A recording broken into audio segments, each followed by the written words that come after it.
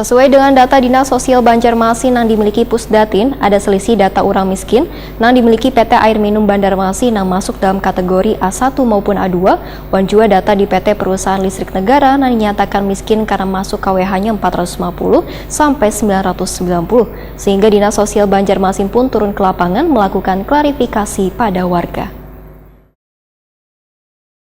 Sesuai dengan data Dinas Sosial Banjarmasin yang dimiliki Pusdatin, ada selisih data orang miskin yang dimiliki PT Air Minum Banjarmasin yang masuk dalam kategori A1 maupun A2. Begitu pula dengan data PT Perusahaan Listrik Negara yang dinyatakan miskin karena masuk KWH-nya 450 sampai dengan 900. Sementara yang dikirim adalah data mentah karena di Pusdatin data-data orang miskin tersebut kadang kembali dilakukan klarifikasi, sehingga Dinas Sosial Banjarmasin yang turun ke lapangan untuk melakukan klarifikasi pada warga yang masuk dalam kategori miskin tersebut. Demikian dipadahkan Kepala Dinas Sosial Banjarmasin Doli Sabana Wetokeni Prima TV usai rapat pembahasan rancangan peraturan daerah revisi Perda nomor 14 tahun 2011 tentang penanggulangan kemiskinan di ruang paripurna tengah hari Selasa 5 Juli 2022. Dan nantinya kita akan bergerak untuk melakukan pendataan ulang sampai ke RT kita kerahkan dan TKSK kita kerahkan untuk mendata real sebenarnya yang didapat sebenarnya warga miskin kita sebenarnya berapa gitu. Nah, yang ada data sementara ini Pak di Dinsos berapa warga miskin kita Pak? Data miskin kalau hampir 78.000 KK ya.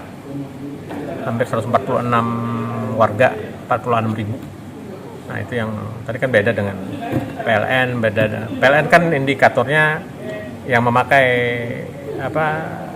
KWH-nya 450 watt.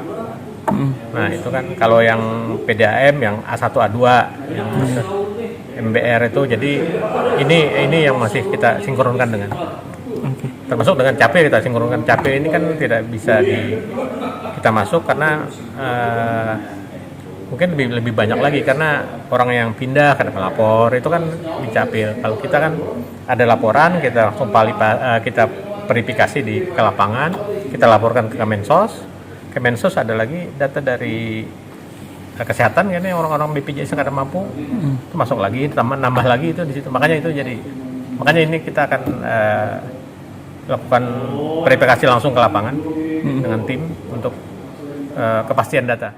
Sinkronisasi data ini menurut Doli Sabana harus secepatnya dilakukan karena sangat berpengaruh pada jumlah kemiskinan, sehingga dapat diketahui jumlah lansiawan disabilitas di Banjarmasin agar keinginan dari Raperda ini benar-benar tepat sasaran. Doli Sabana pun mengaku sepakat dengan nang dipadahkan Dewan bila Banjarmasin kada nangkai digambarkan orang, bila Banjarmasin kota kumuh.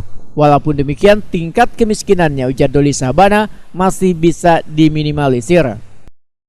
Kita sepakat dengan DPR bahwa Banjarmasin tidak seperti yang digambarkan orang bahwa sebuah kota seperti Banjarmasin itu daerah kota kumuh, memang kota kumuh, tapi tingkat kemiskinannya kan bisa kita tekan lagi sehingga angka kemiskinan itu bisa kita